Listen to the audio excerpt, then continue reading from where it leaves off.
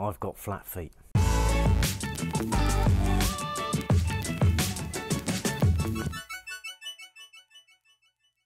And because I've got flat feet, every now and again I suffer from it. As you can see, I'm limping around at the moment. And what I was doing the other day was walking around and I hit my arch bone on a rock, and yeah, it's really, really painful. So I'm going to have to stay off my foot for a few days, or rather just hobble about. When I was a kid, I wanted to join the army, and when I did the medical, the army doctor said to me he'd never seen such flat feet in all his life, and said that I couldn't join. I was extremely disappointed at the time, but you know, that's the way life is. So yeah, it's something I've always suffered from, and every now and again it will play up. For those of you who don't have flat feet, you'll obviously don't really understand it, but the arch bone itself, instead of being raised off the floor, sits on the floor. So when you're walking, even normally, you know, the bone is constantly impacting the floor, and the flatter your feet, the worse it is. And I have extremely flat feet, so yeah, you're constantly sort of banging it on the floor, and it really, really hurts. For the next few days, I'm just going to have to stay off it as much as I possibly can. It generally sort of takes 2 to 3 days before I can start walking around normally again. I've been very fortunate. It's the first time it's happened in about 6 years, so just one of those things, you learn to live with it. Well, considering that I'm housebound, I thought today would be a great opportunity to catch up on some of the questions that I've been asked. So yeah, it's Q&A day. First question off the bat is, did you get your new glasses? No, I've still got these ones, and they're pretty scratched, but apparently they're supposed to be coming next week. I thought it was Tuesday, but Pi said no. She said a week Tuesday, so just have to wait. But they're on their way, and I'll be glad when I get them. Another question here is, does Pi cook Western food? Yeah, absolutely. I eat very little Thai food, generally because a lot of it is so spicy, and I can't take it. My stomach just won't put up with the chili. So Pi cooks an awful lot of Western food for me. Fish and chips, egg and bacon, spaghetti bolognese, lots of different types of pasta dishes. Yeah, all sorts really. She makes a wicked, I mean wicked, liver and bacon with creamy mashed potato and gravy. Oh, that's just delicious. So yeah, Pi is very, very good at cooking, and again, all sorts of foods as well. Italian dishes, British dishes, you know, bangers and mash, stuff like that. Yeah, she can really cook. Again, when you look at Pi and you watch her roaming around the farm, I'm sure you guys have realised that there's not an awful lot she can't do. And when it comes to cooking, there's not an awful lot that she can't cook either. So yeah, I'm a lucky fella. Ow! I just got stung by a bee. I was coming up the stairs and I didn't see him sitting on top of the newel post on the banisters coming up. I'd just gone downstairs to get some cereal. Yeah, there's my Cocoa Pops for this morning. He stung me right on the palm of the hand. Quite an half hurt. Ooh, that's where that bee was sitting, right on top there. Little devil, isn't he? Right, back to the Q&A. We will resume normal programming. Oh, I don't know, let's get me glasses. Oh, dear me. How much money do we make from the farm? Nothing, not a penny. It's not designed for Pi and I. I've been asked this lots of times. The farm, everything Pi and I have done for the farm is for Mum and Dad. They're the ones that earn the income. It's not for Pi and I. Pi and I, we primarily earn our money from YouTube. So that's how we generate an income. Right, that leads me conveniently on to the next question, is how much money do we make from YouTube? It's sporadic, to say the least. To give you an idea, this month I've had more views but less revenue than last month to date. It's weird. It really all ties into many factors with YouTube. You've got to remember there's a difference between what the advertiser's paying. Some advertisers pay more than others. They'll pay more to feature on certain channels that they like to see their ads on. A lot of it comes down to watch time as well, so the more watch time you have. So it's not just views, although it's paid out on what they call a CPM, or a cost per thousand. It's generally between sort of $1.50 to $2 per thousand views, but it can be a lot more. It really depends. Again, there's so many factors in it. It's quite confusing. But last month we earned just a fraction shy of $300, and this month so far it's up to about $150. So it's okay, it's livable. Now the next question goes back to the cost of living. Again, it's a bit like how long's a piece of string. You know, everybody's living expenses are going to be different. But this specific question focuses on my utility bills. I pay 600 baht a month for electric, and I pay 600 baht a month for the internet connection, and my water bill comes out about 100 baht a month. So all in total, 1300 baht a month. It is extremely cheap. It's not expensive at all. Somebody asked me here about growing a YouTube channel. They're interested in sort of, starting their own. And how do you grow a YouTube channel? It comes down to, in the early stages, people sharing. It is really difficult when you first start out. But, if you can produce content that people like, then they'll share it and they'll give you the thumbs up. And it really does help. Trying to game YouTube's analytics in as far as getting into the trendy section, or through search, is actually not that easy. And you've got to remember that YouTube is a business, and its business is to make money from ad revenue.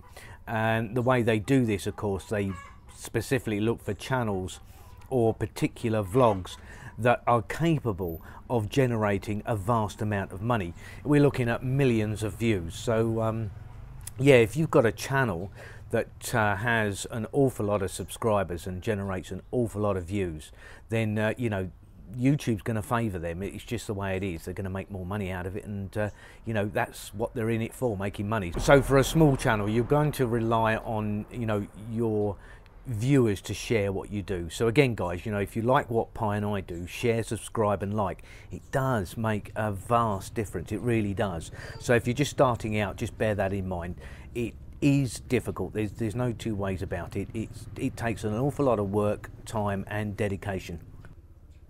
Do you actually enjoy making your vlogs? Yeah, immensely. I've heard that an awful lot of vloggers really enjoy the process of actually making a vlog, but when it comes to editing the vlog, they don't really like it.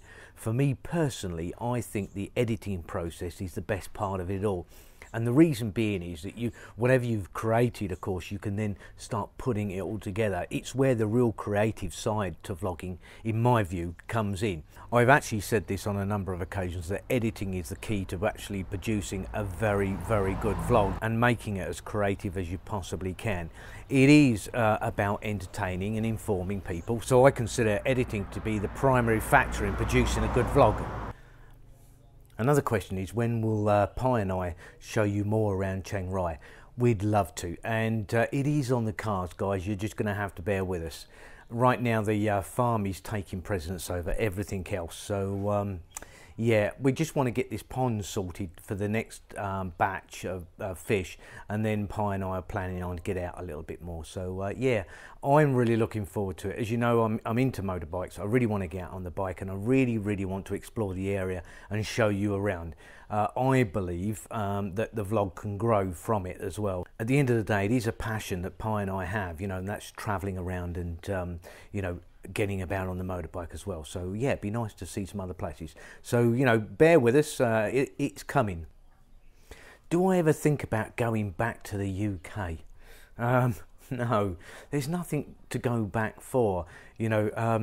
I haven't lived there in 14 years, and I believe that home is where the heart is, and my heart is here. So I'm quite happy to be here. Of course, if I were to think about going back to the UK, then I've got to think about Fam and Pi. It's going to be almost impossible for Pi to get a visa, a residency permit, and again with Fam as well, almost impossible. So no, I've got no intention of going back and leaving them behind. Is vlogging expensive? Yeah, I've been through this. That again is pretty much like the cost of living. It's an open-ended question. How long is a piece of string? It really depends on what level you want to take it to. I've seen vloggers out there that will spend literally, you know, $100,000 on a load of camera equipment.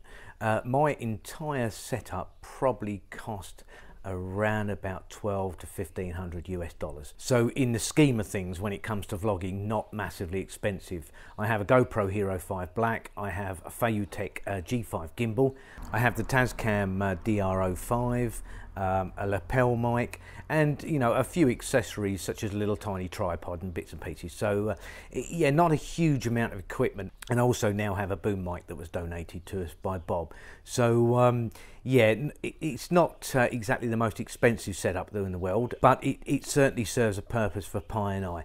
Obviously, you know, if you're looking to do an awful lot more you know, with cinematography and things, then yeah, you're going to need a really decent camera and bits and pieces. It really depends on, you know, what level you want to take your vlog to, and of course how much you can spend on equipment. On that note, of course, it is more than possible to have a huge subscriber base using just very basic equipment. But a lot of the big time vloggers such as Casey Neistat will go through cameras like I would go through cornflakes. It's just one of those things. And when you're looking at spending maybe, you know, $2,000–3,000 and even upwards to $30–40,000 on a camera, yeah, it can get extremely expensive. Another aspect that can be very expensive when it comes to vlogging is the type of vlog that you're going to produce. For instance, travel vlogs, and they're massively expensive, or can be. For instance, you're looking at travel expensive. You know, if you've got to travel to wherever you're going, you're looking at airfares, train fares, boat fares. You know, it does go on. Of course, there's also vehicles to be purchased, and you know, gassing them up as well. So yeah, it can be extremely expensive in that respect. But for Pi and I, obviously a lot of our vlogs are just around the local area and on the farm, so the cost of is pretty minimal.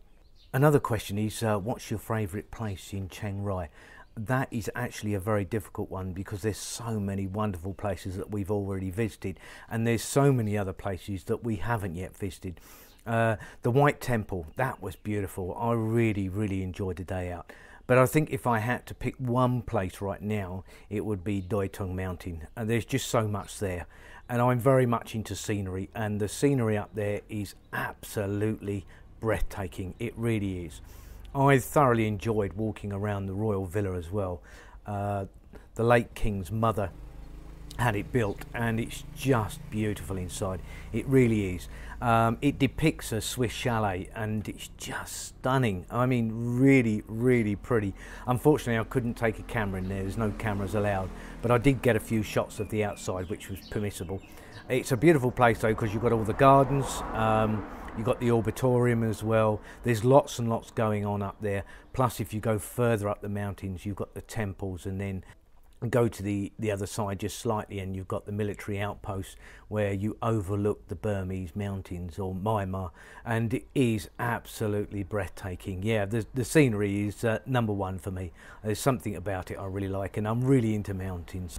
Pi and I are actually planning a trip up to Phuchifar National Park. I'm really looking forward to that. But it does mean quite a walk up those hills, so I've got to let this foot heal before I even think about that one. Well, the last question for today is, do I like where I'm living? I don't mind the house. It's very basic, as you guys know. There's a vlog we produced, and it showed you around the house.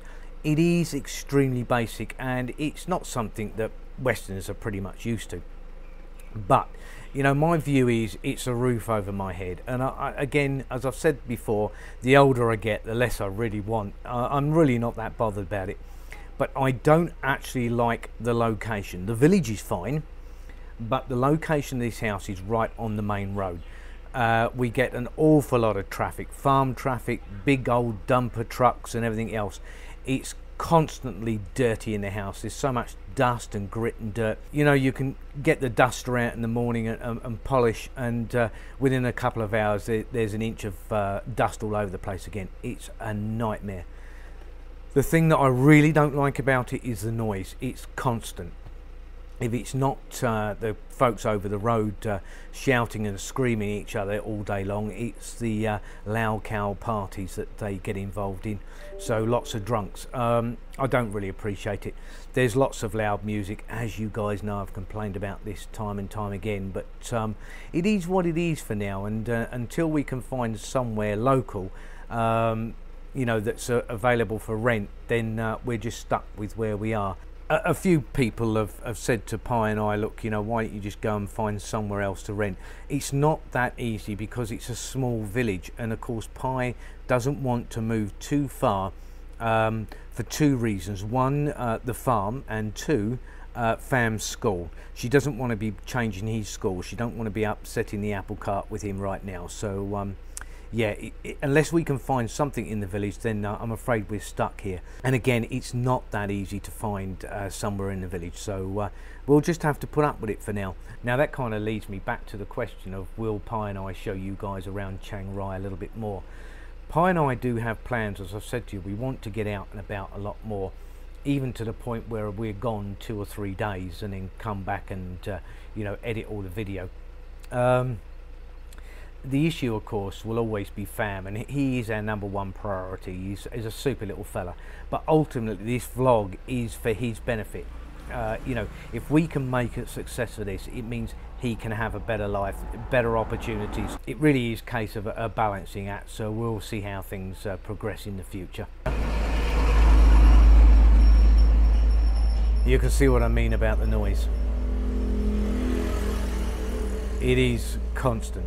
Anyway, that's the questions for today, and Pi and I'll see you tomorrow. Whatever you do, have a fantastic day, guys, and stay safe. Don't forget, please subscribe, please share, and press that like button. It does make a vast difference. And yep, we'll see you tomorrow. Take care. Bye for now, guys.